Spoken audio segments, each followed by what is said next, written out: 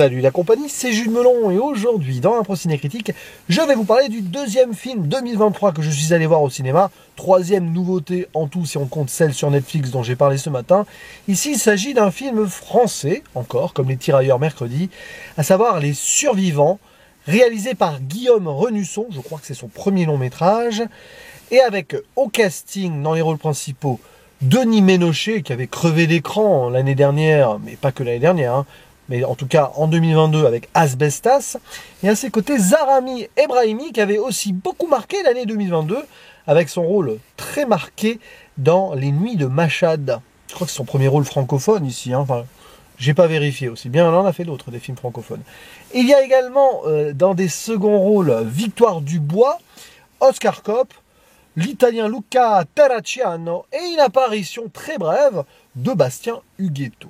Et il s'agit ici d'un thriller dramatique, presque une forme de western hivernal, qui va tendre vers le survival, et qui est assez violent quand même, hein, il faut l'avouer, racontant l'histoire d'un homme qui va partir s'isoler dans son chalet à la montagne, parce qu'il en a besoin.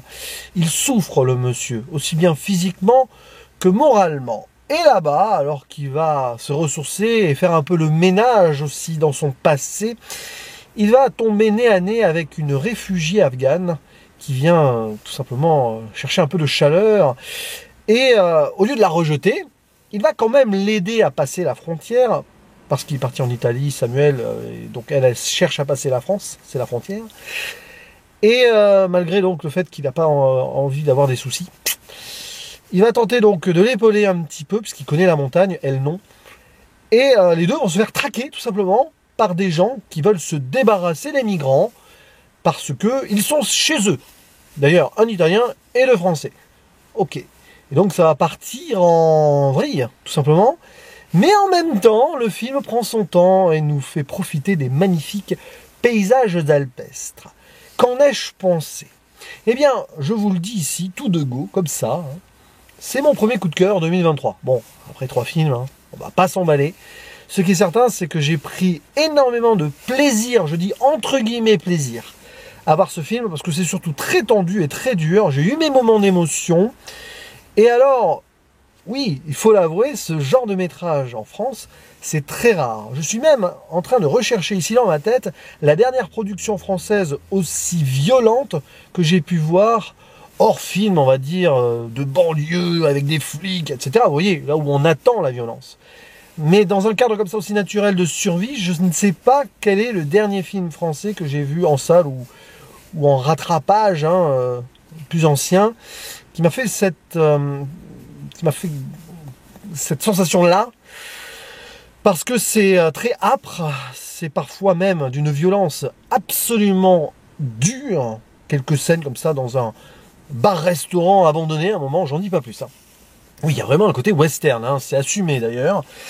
Tant et si bien que certaines maladresses, peut-être sur l'écriture, notamment les personnages antagonistes, sont complètement englobés et oubliés dans une atmosphère totale qui marche de A à Z. Parce que Guillaume Renusson réussit l'exploit de trouver un équilibre sensationnel, parce que c'est pas facile, entre le côté contemplatif donc de certains paysages filmés donc avec des drones ou caméras un peu plus éloignées des personnages, complètement masqués ou englobés, ou vous voyez, dans les décors, et ces moments huis clos tendus, que ce soit dans le chalet ou surtout dans un refuge, et plus tard dans cette presque ville fantôme, enfin un endroit où il y a des bâtiments, il n'y a personne.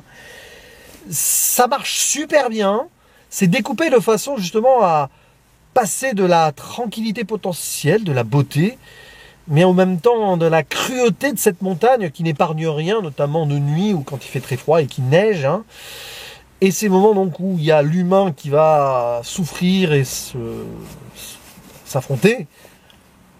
C'est d'ailleurs un procédé qui va pas plaire à tout le monde, parce que oui, il y a des moments où c'est presque faussement trop posé, mais alors justement ça fait exploser les moments de tension, et je trouve que c'est parfaitement géré à ce niveau-là. Moi, c'est un petit peu ce que je recherche dans les films, un peu comme ça, thriller, où quelque part l'écriture scénaristique tient sur une feuille. Il n'y a pas grand-chose comme ça dans l'histoire. Mais c'est développé avec ce rapport à la nature et aussi et surtout le rapport entre les deux personnages principaux. Parfaitement campé par un Denis Ménochet, une nouvelle fois sensationnel. Là, je pèse mes mots parce que je pense même que c'est l'un de ses meilleurs rôles. Il y a quelque chose dans son regard. Il faut dire qu'il joue un protagoniste totalement désemparé, qui est quasi mort-vivant au début du film pour des raisons que je ne vais pas trop expliciter, je vous laisse voir et comprendre. Mais le monsieur, il n'a plus envie de vivre. Il le fait, mais un petit peu en traversant la vie de façon inanimée ou insensible au fond de lui. Pourtant, il a une petite fille et tout, mais rien n'y fait. C'est pas pour rien qu'il part s'isoler pour justement se reconnecter en même temps à ce passé-là et à essayer de le... C'est un peu dur. Il y a une scène qui dure 2-3 secondes, pas une trentaine de secondes, ou peut-être une minute, où il va faire le ménage, entre guillemets, et ça veut tout dire. Il a laissé quelque chose en suspens et depuis, il s'est mis en pause. Et en fait, à travers cette souffrance-là, il va vivre une autre forme de souffrance qui va connecter avec le personnage Zaramir Ebrahimi, très sobre dans un premier temps, mais qui fait révéler aussi des émotions au moment où il le faut. Donc, une migrante afghane qui a évidemment souffert d'un certain régime récemment réinstauré dans son pays. Là aussi, un petit côté politique. Ça permet d'avoir une pensée pour cette population, et notamment les femmes, donc là-bas. Et qui va, avec ses déboires et avec sa condition, ce qu'elle subit, presque réinsuffler indirectement de la vie en cet homme qui va se battre pour elle.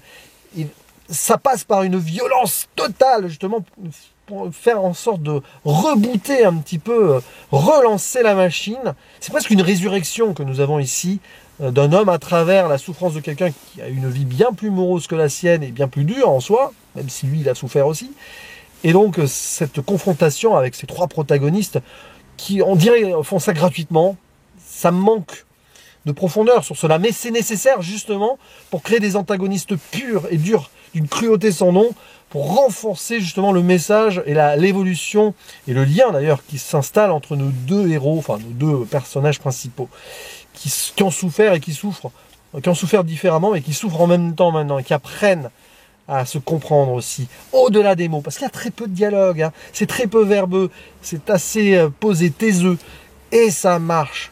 Alors oui, évidemment, il faut encaisser un petit peu donc les caricatures imposées par les trois, là, et c'est pas hyper bien interprété, mais je pense que c'est parce que c'est comme ça qu'ils ont été caractérisés. Il ne faut pas en blâmer les acteurs, il faut même, en fait, accepter le fait que ce soit assez maladroit de ce côté-là, je pense, pour mettre encore plus de valeur sur le destin des deux principaux. Je pense que c'est comme ça qu'il faut le voir. C'est pour ça qu'il y a quelques défauts à ce niveau-là. Ça paraît gratuit, même des scènes qui arrivent un peu vite, comme ça, on a l'impression qu'il... Bon, il y a un drone à un moment, donc ils peuvent les surveiller, mais avec le chien aussi, c'est dur, c'est très dur. Mais c'est volontaire et c'est assumé, en fait. C'est jusqu'au boutiste dans ce sens-là. Et donc, voilà, on suit le parcours et la trajectoire de ces deux principaux. Et si on se concentre sur eux, sur l'émotion qu'ils dégagent, que ce soit chacun de leur côté ou ensemble, ça passe super bien. Et qu'est-ce que c'est dur! Ah, c'est un film qui va vous heurter un peu la sensibilité aussi à certains moments, que ce soit sur l'émotion, mais aussi sur certaines scènes. Ouh, oui, ça castagne, il faut le dire. Alors, là aussi, il y a un petit parti pris qui, à mon avis, est assumé, c'est la musique, qui est, ma foi, fort bien en mode post-rock ambiant. Je sais pas qui, c'est Robin Couder, le compositeur, qui fait du pop-rock aussi à côté, au-delà des compositions de films, qui est très surmixé par-dessus des fois. Mais c'est justement pour renforcer le côté tendu, difficile, viscéral, avec la musique qui vient comme de la montagne, comme ça, justement, rétrécir les personnages et les renfermer encore plus dans le destin qui les attend. Puis il y a des scènes qui sont absolument touchantes, notamment celle des papiers, j'en dis pas plus, dans une voiture et tout. On voit ici un peu le transfert qui est fait, mais en même temps non. Mais c'est là où justement la vie réapparaît chez notre personnage principal, mais encore faut-il que les prochaines étapes soient passées avec succès. Ceci, je n'en dirai rien. Sur la fin, on peut s'attendre un peu à tout, mais la conclusion en tant que telle, qui est après la conclusion presque, fait sens. Le film a choisi ici, j'ai envie de dire son camp, mais aussi une tonalité qui va ouvrir vers autre chose. Donc Les Survivants de Guillaume Renusson, c'est un grand oui. Je ne sais pas quelle note je mettrai, parce que là c'est très à chaud, et c'est un film qui va avoir besoin de maturer, parce que quand c'est comme ça tendu, violent et très dans ta face comme ça, il ne faut pas trop non plus s'emballer unanimement, ultimement, mais là sur cette vidéo-là à chaud, j'ose le faire, parce que c'est une expérience à vivre en salle, même si ça ne sera pas forcément facile pour tout le monde, et que ça ne plaira probablement pas à tout le monde non plus, sur les défauts que j'ai évoqués, qui vont forcément plus marquer certaines personnes que d'autres, je pense. Mais n'hésitez pas à dire en commentaire ce que vous avez pensé de ce film, de la prestation de Denis Ménochet, de Zaramir Ebrahimi, entre autres, et de la réalisation, globalement, que je trouve vraiment, vraiment bien dans ce genre assumé à 100%. Il ne me reste plus qu'à vous dire à la prochaine. Ciao.